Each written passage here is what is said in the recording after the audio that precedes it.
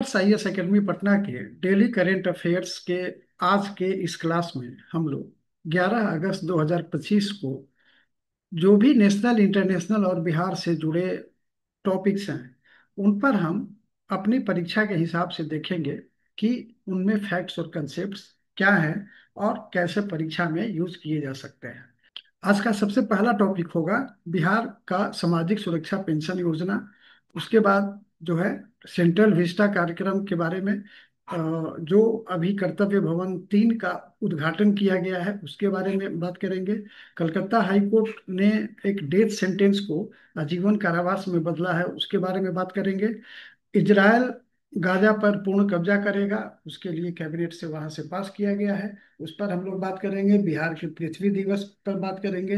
Venezuela के राष्ट्रपति की गिरफ्तारी के लिए इनाम घोषित किया गया है, उस पर बात करेंगे।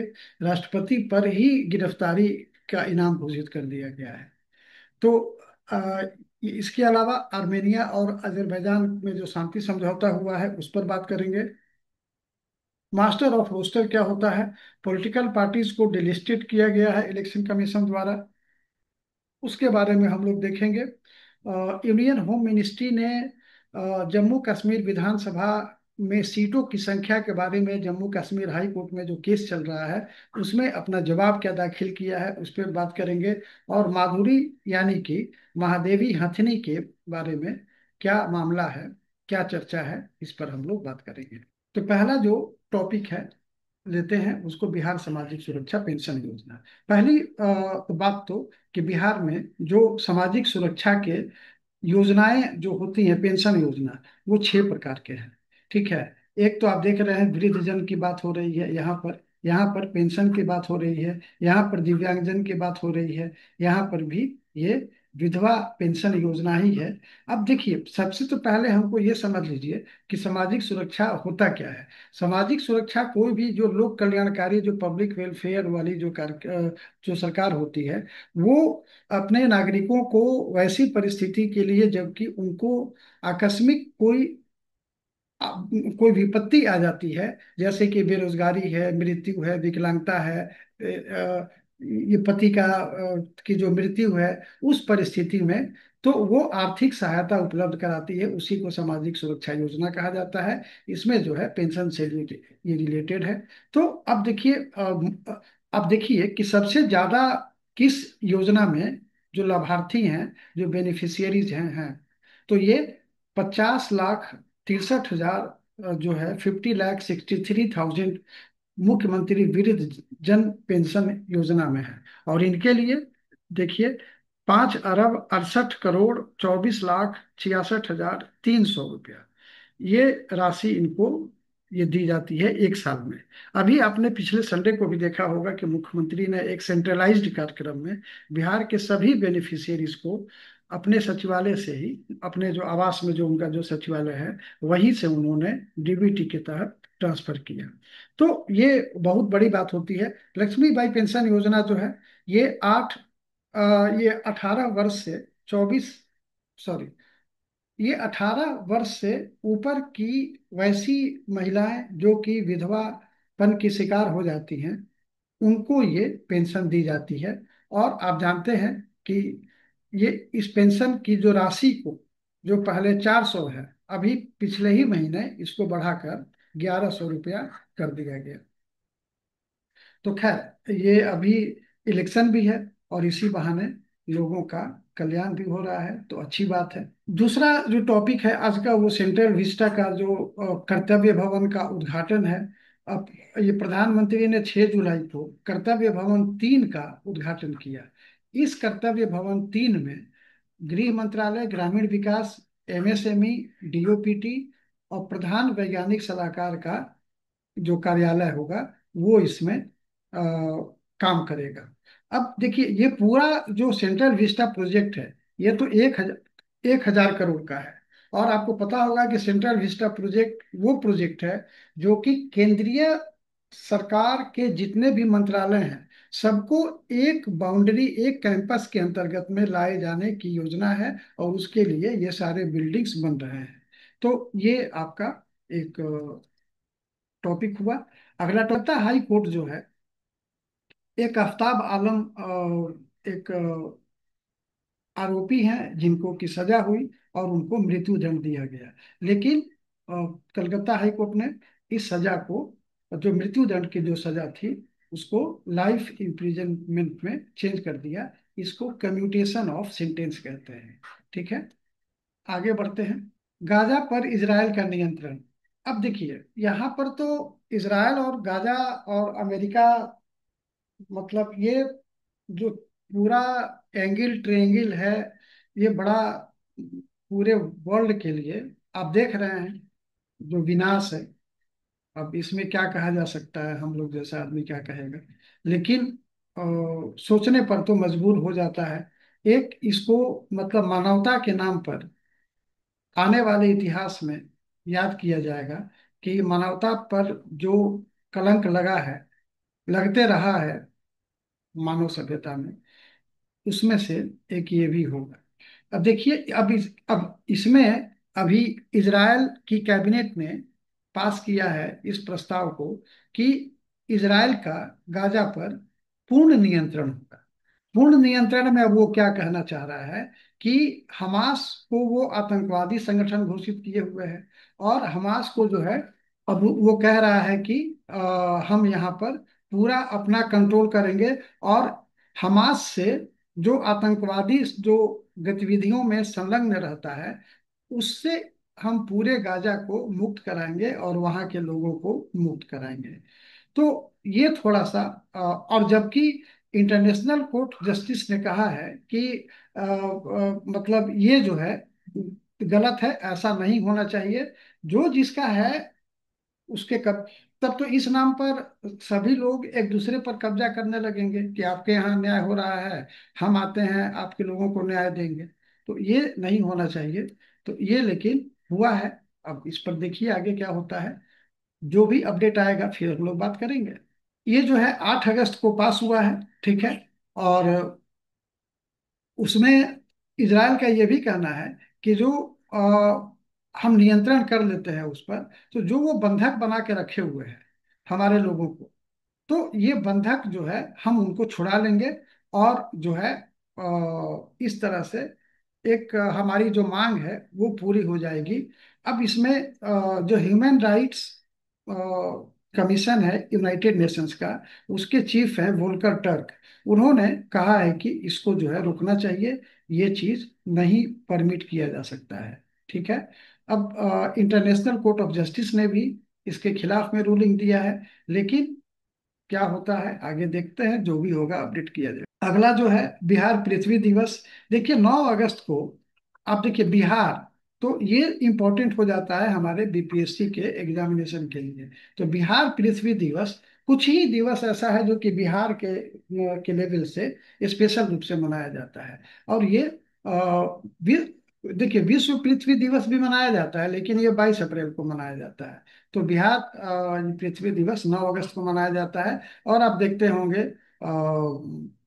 पेड़ को राखी बांधी जाती है, या पेड़ की सुरक्षा के लिए काम किया जाता है। और ये 2011 से जो है बिहार के मुख्यमंत्री की पहल पर इसको चलाया जाता है। अब इसमें एक लक्ष्य भी रखा गया है कि जो हमारा ग्रीन कवर है पूरे बिहार का, अभी जो 15% है, उससे जो है उसको बढ़ाकर 17% का ये किया जाना है।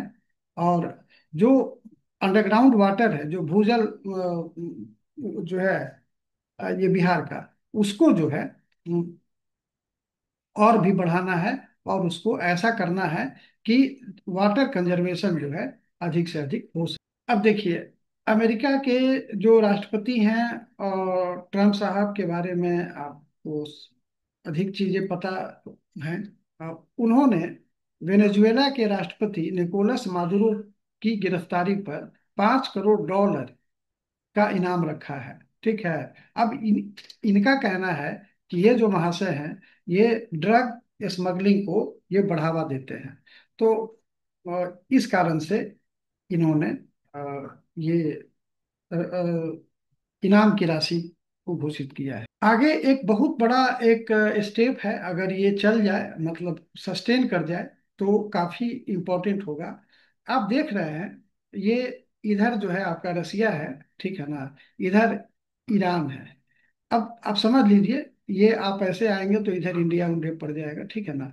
अब ये actually CIS, Commonwealth of independent states, जो कि यूनाइटेड स्टेट्स ऑफ, जो सोवियत USSR जो था, उसका ये पार्ट था। अब ये जब सब अलग हुए तो ये सारे आपस में लड़ते भिड़ते, पहले से भी इनके बीच में था। ये एक एरिया है नागोर्नो कराबाख, ठीक है ना। इस पर जो करीब करीब 1994 वगैरह से जो है, इस पर ये चल रहा है।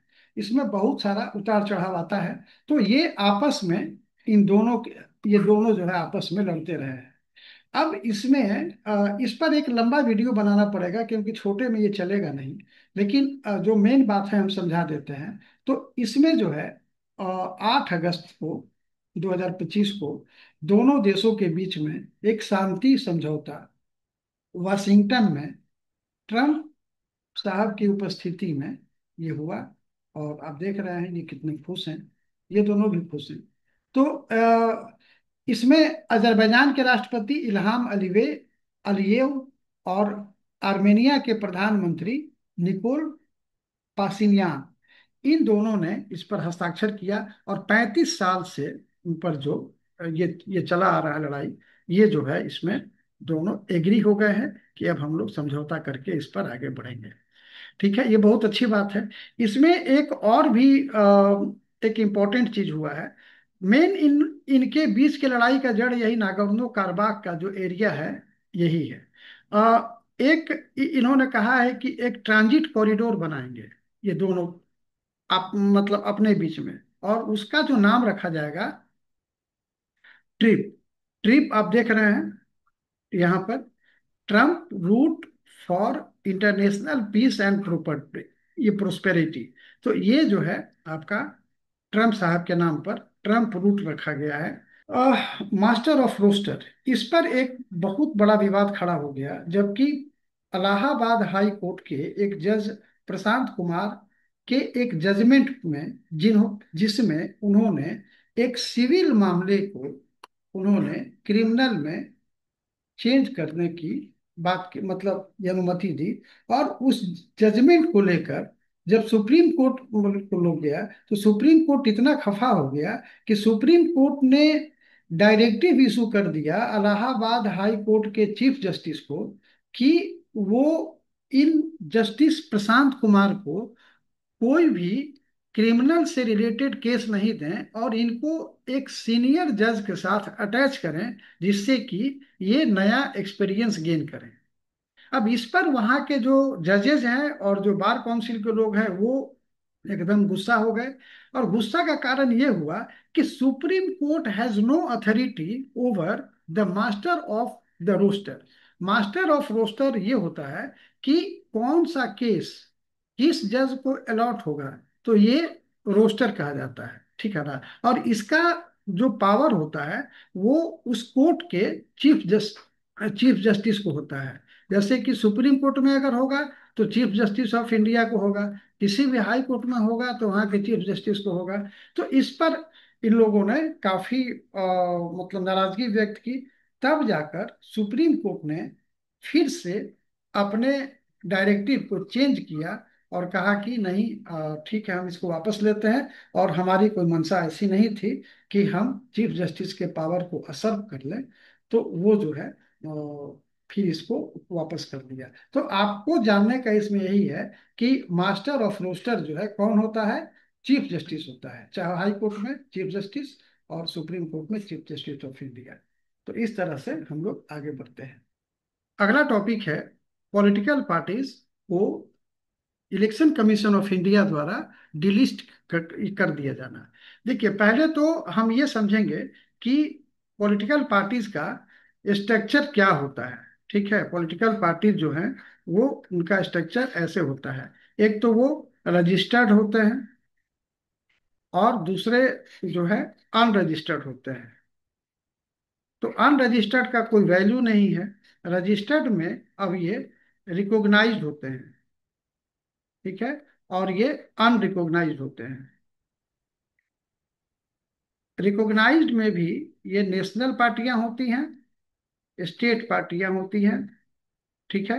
अब वही जो है एक से अधिक में हो गया, वो रीजनल पार्टी हो जाता है। लेकिन इस तरह का, तो यहाँ पर बात ये समझना है कि 334 रजिस्टर्ड बट अनरिकॉग्नाइज्ड, तो 334 ऐसी पार्टियों को डिलिस्ट किया गया है। और अब इनकी संख्या जो है टोटल अभी कितनी हो गई, 2520। ये 2854 था। तो इस तरह से इनको शॉर्ट में RUPP कहा जाता है। तो ये जो है इलेक्शन कमीशन ने अभी किया है, जो कि अभी चर्चा में है। कभी आपको सवाल जो है मेंस में, PT में काम आ जाएगा। अब यहाँ पर आते हैं। देखिए, ये मामला जो है union home minister union home ministry ने जो है, वो जम्मू कश्मीर हाई कोर्ट में एक केस चल रहा है, जिसमें कि जम्मू कश्मीर के विधानसभा में जो सीटों की संख्या है, सीटों की संख्या वहां कितनी है, टोटल 114 है। समझे। अब उसमें 24 सीट जो है पाकिस्तान ऑक्युपाइड कश्मीर के लिए रखा गया है। उसको POJK कहते हैं। ठीक है। अब यहाँ पर तो कितना बचा, 90 बचा। अब 90 में एक जो है 2023 में इसमें एक अमेंडमेंट किया गया, और उससे सेक्शन 15, 15A और 15B लाया गया। अब इसमें कहा गया कि 5 मेंबर को, माने इस 90 में 5 मेंबर को और वहां पर नॉमिनेट किया जाएगा। अब नॉमिनेट कौन करेगा, तो LG करेंगे। अब हम लोग तो सारा बात यही सब कुछ जानता है कि गवर्नर हो या LG हो, जो भी इलेक्टेड गवर्नमेंट होता है उसके एड एंड एडवाइस में काम करते हैं।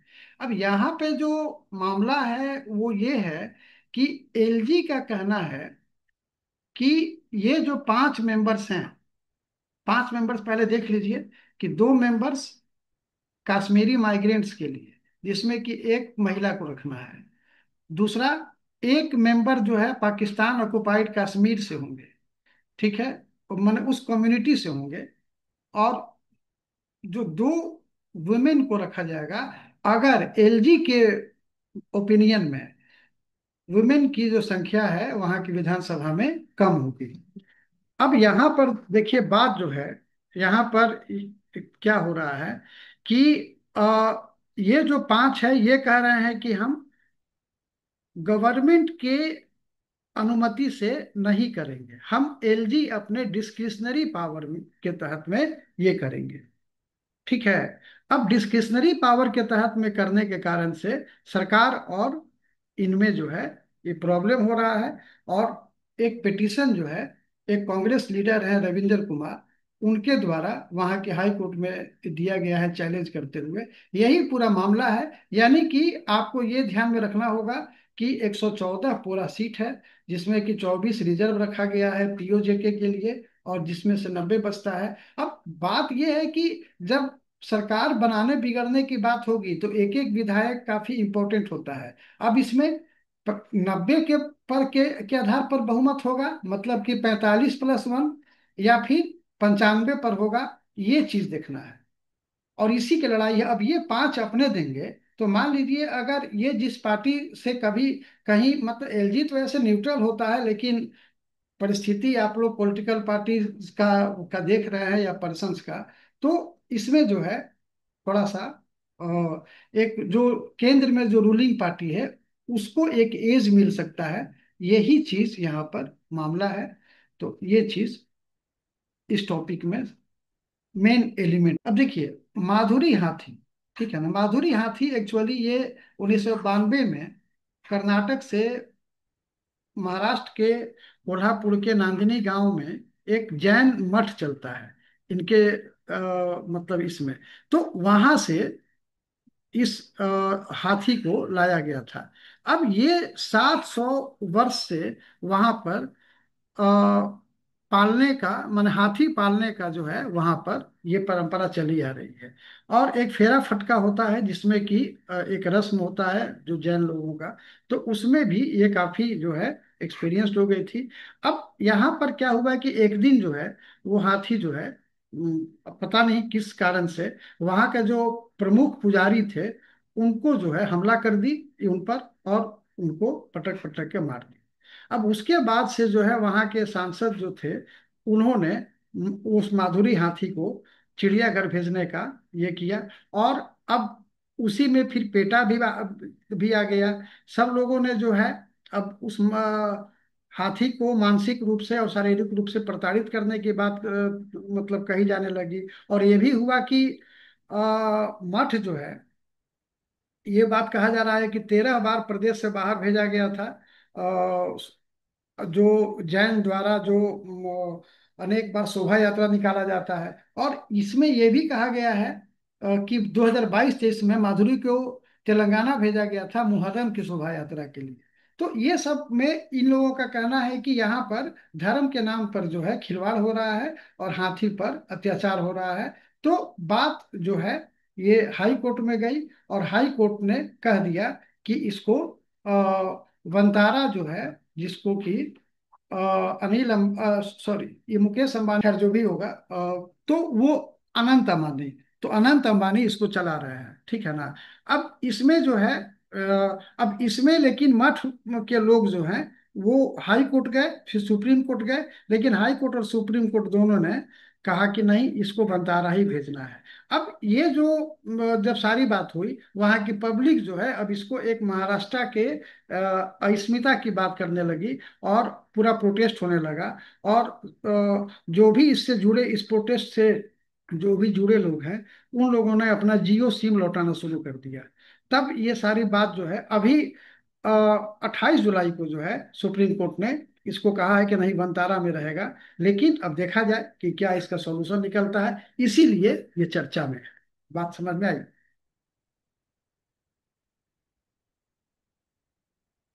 तो आज हम लोग इसी के साथ इसको खत्म करते हैं, और फिर आगे देखते हैं। कल हम लोग नए टॉपिक्स के साथ में मिलते हैं। Thank you.